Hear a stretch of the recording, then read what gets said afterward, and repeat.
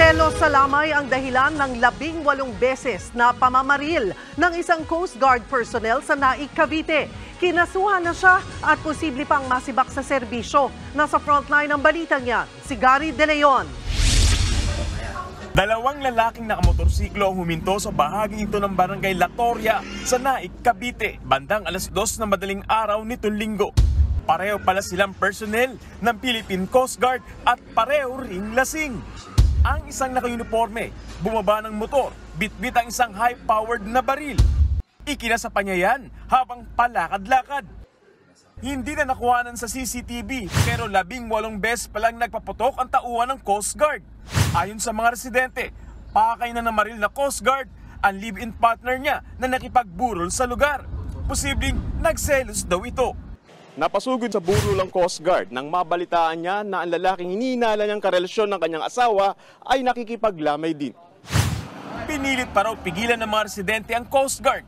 Iya, huwag niya magaganyan. Alam mo namang may burol kami. Sabi nung lalaki, wala akong pakialam. Talagang salos na salos. Hindi kinakausap niya asawa niya. Sabi nga ng babae, lumapit doon sa asawa niya na namamaril. O, kabarilin mo. Ako na lang ang barilin mo. Sa hot pursuit operation, naaresto ang namaril na Coast Guard at kanyang kasama. Ito pong nagpaputok ay lango sa alak po. So intoxicated po siya. And then nagkaroon po sila ng heated argument ng kanyang ka-live-in partner which resulted dun sa kanyang pagpaputok ng maraming beses. Wala naman nasaktan sa insidente. Kinumpirma ng Philippine Coast Guard na tauhan nila ang namaril na may ranggong Seaman Second Class. Ayon kay Coast Guard Commandant Ronnie Gaban, nakaapekto sa reputasyon ng kanilang hanay ang ginawa ng personnel. Inatasan niya ang Coast Guard Internal Affairs Service na makipagtulungan sa PNP para sa investigasyon. Kung mapapatunayang guilty, posibleng masibak sa serbisyo ang Coast Guard personnel.